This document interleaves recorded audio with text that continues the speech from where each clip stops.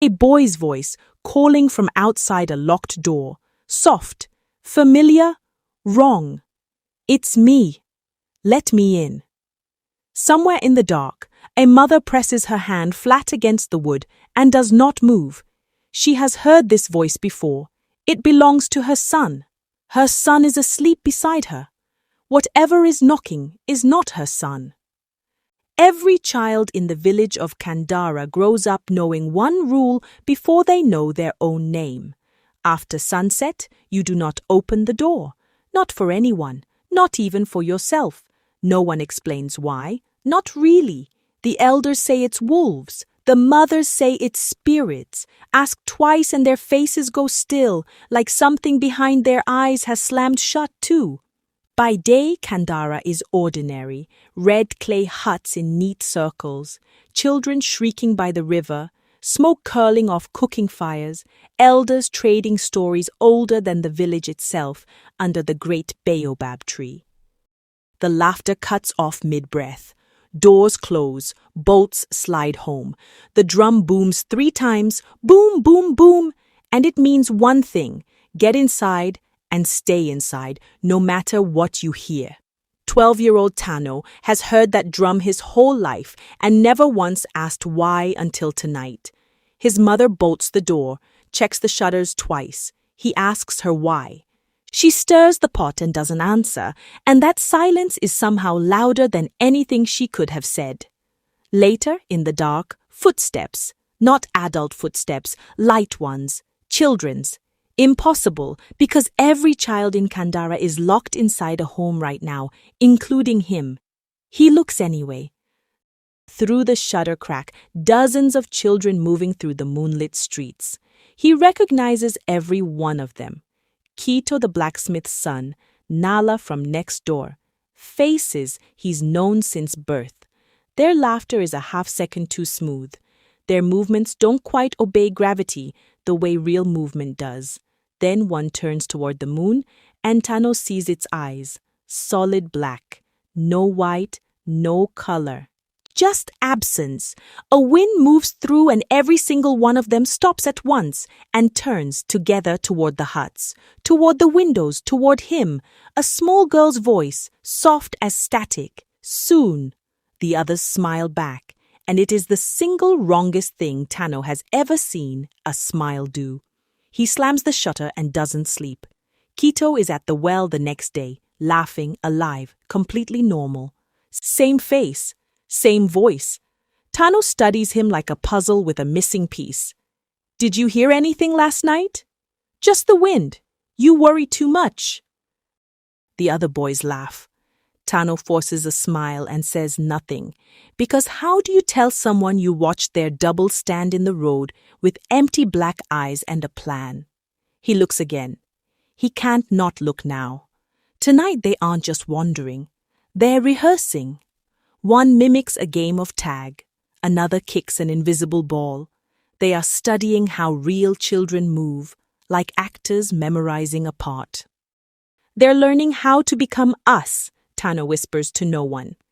Then the Nala thing turns, looks straight at his window, walks to his door. Tap, tap, tap. Tano, it says, in a voice that is Nala's voice exactly. Come outside and play. He doesn't breathe, he doesn't move. The voice waits and then drops the sweetness entirely, flat and cold. Open the door. Then from the well, low laughter and a sentence that will not leave Tano's head for the rest of his life.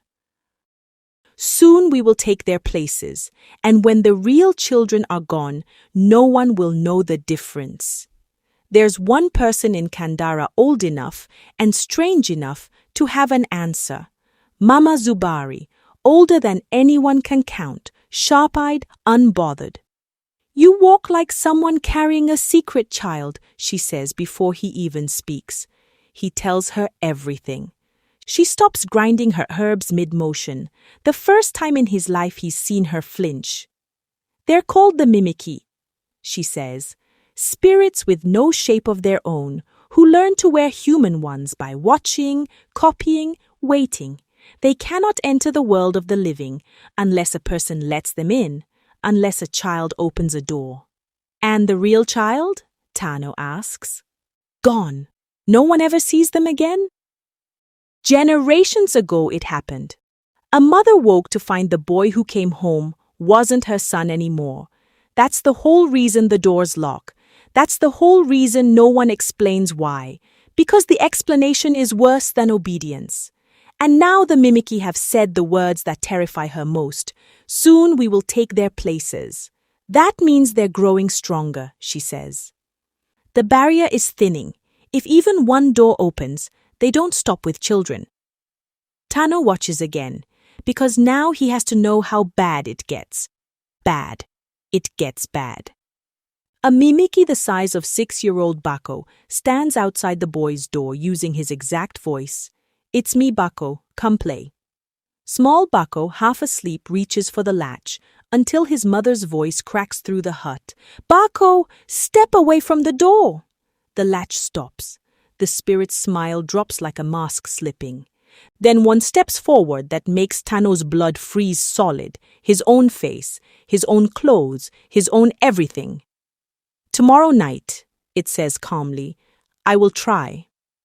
It turns to the window, meets Tano's eyes through the crack in the shutter. You are watching, it whispers, and smiles the smile of something that has all the time in the world. Tano has one day to decide, stay silent and let his own face become the bait that opens a door in Kandara, or walk to the elders and admit he's been sneaking looks at things no one is supposed to see. He chooses the elders, and they don't laugh him off. The oldest one goes pale and says the words Tano least expected. We have always known. That is why the doors are locked. Tonight, the whole village will be warned. Every voice outside, no matter whose it sounds like, is a lie. The last night. The drum sounds. The doors lock tighter than they ever have. Then the voices start. Tano's own voice outside his own door, calling his own name. Across the village, every home hears something wearing a familiar sound. A friend, a sibling, a self. Tap, tap, tap. Tano, it's you. Come outside. No one moves. No door opens. Not one. The Mimiki's whispers curdle into something angrier, more desperate, and then nothing. Silence. The rooster crows. Dawn breaks over Kandara, and every child is exactly where they were the night before. The Mimiki failed. From that day, the elders stopped keeping the secret. They told every child the truth, because the only real defense against something that can wear your face is knowing it exists at all. And that is why, even now, mothers in Kandara still whisper the same warning their grandmothers whispered to them. After sunset, stay inside, because something may be walking the village streets tonight, something that looks exactly like you.